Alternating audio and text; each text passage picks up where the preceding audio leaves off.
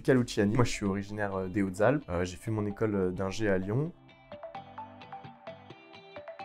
J'ai travaillé ensuite pendant plus de 2 ans et demi dans les énergies renouvelables. Ça faisait un petit moment que j'avais en tête la rénovation énergétique parce que je suis assez fan du scénario mégawatt et en fait c'est l'étape qui vient juste en amont de la production de ENR, c'est le côté sobriété et efficacité énergétique.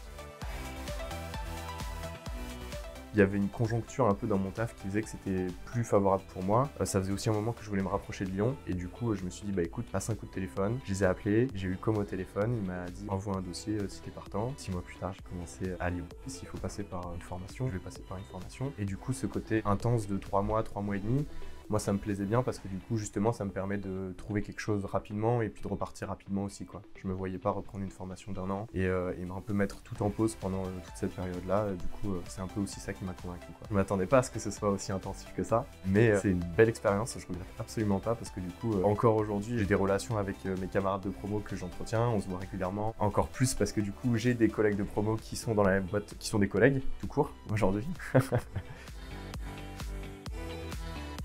J'ai été recruté en tant que chef de projet Réno Global, plutôt sur un poste de technico-commercial. Du coup, on va voir les gens, on leur parle de leur projet, on essaye de cerner le besoin et du coup de les accompagner vers des solutions techniques qui sont proposées. J'ai aussi beaucoup de chance à ce niveau-là parce que justement, encore ce matin, on nous a répété l'objectif, c'est de travailler correctement. Mais aussi, ça soulève le projet de l'habitat, de la consommation de l'énergie dans l'habitat, etc.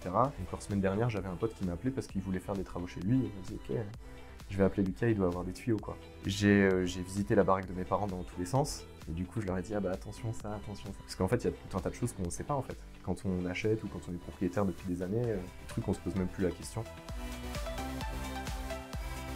J'ai l'impression quand même qu'on a des bases qui sont vachement solides, notamment parce que du coup aujourd'hui je suis technico-commercial et en fait tous les gens qui sont purement commerciaux nous disent vous avez un bagage technique, vous êtes imbattable, vous êtes au top. Donc ça c'est quelque chose qui a plutôt tendance à nous rassurer. C'est aussi le but de la Solive, c'est de se former beaucoup plus sur le côté isolation, enveloppe, étanchéité à l'air. Pour moi c'est la bonne approche aussi. Moi j'aurais tendance à dire dans tous les cas il y aura du travail, il faut se lancer. Puis c'est une reconversion donc si ça marche pas il y a toujours le pas en arrière qui est possible en se disant dans tous les cas j'ai une expérience qui est valorisable avant. Pour moi il n'y a vraiment rien à perdre, c'est que du bonus.